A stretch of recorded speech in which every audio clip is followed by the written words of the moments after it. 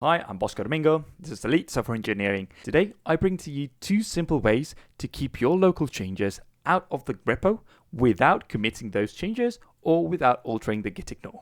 Welcome to my team. And in this case, we have an MCP server that allows the Chrome DevTools to be used. We're not going to dive too deep into this. However, it is expected that you will configure this MCP server to fit your needs. So we do expect changes to this file, but you're not supposed to commit them, because everybody will have a different setup. So I've now customized the MCP server to fit my needs. I've just caused changes that would conflict with others that are not supposed to be committed to the repo and that are not supposed to be ignored either. The original file should always be there so that new people on the team, whenever they join, they know they have to set it up. Now the problem is, if I do a git status, I will forever and ever see this file there. What can I do then? Well, fret not. There's two very simple workarounds for this, so let's dive right in. Okay, here's the first tool. Git update index -- skip worktree. What this does is pretty much just tell Git, please ignore any changes that may happen to this file in particular. You can obviously add any path, and that way, if you run it, and you run a git status again, you see the file is gone.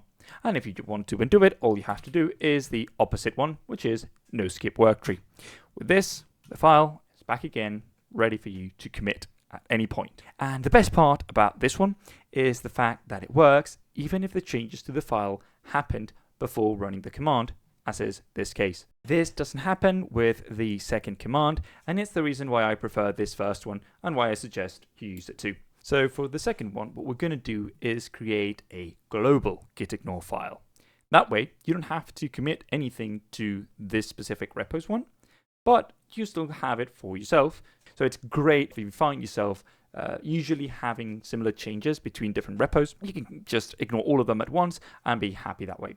Beware that it may lead to problems where you are already ignoring some files that maybe the repo itself isn't. So make sure that you keep that in mind. In my case, I ran it with a different name. I wanted to make it more explicit.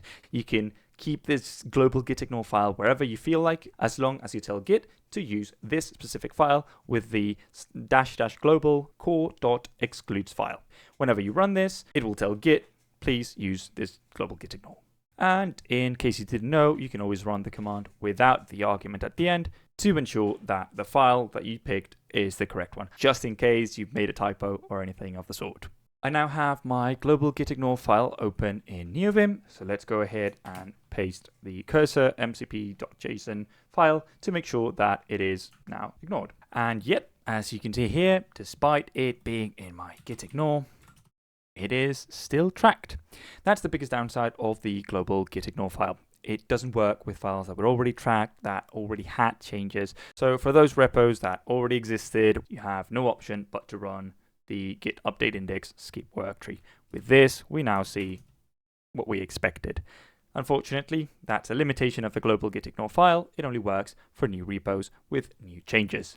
So again, that's why I prefer the update index skip worktree as the way to go, and only in cases where you have things you know you should ignore, add those to the global gitignore. Hope that makes sense. But that's going to be it from me. I hope you enjoyed the video. If you did, feel free to subscribe. I have plenty more videos with tips and tricks just like this one. There's plenty more to come, so go ahead and do it. It's also absolutely free. With that, I will remind you all to think, design, and then code. And of course, don't forget to have life too. I'll see you on the next one.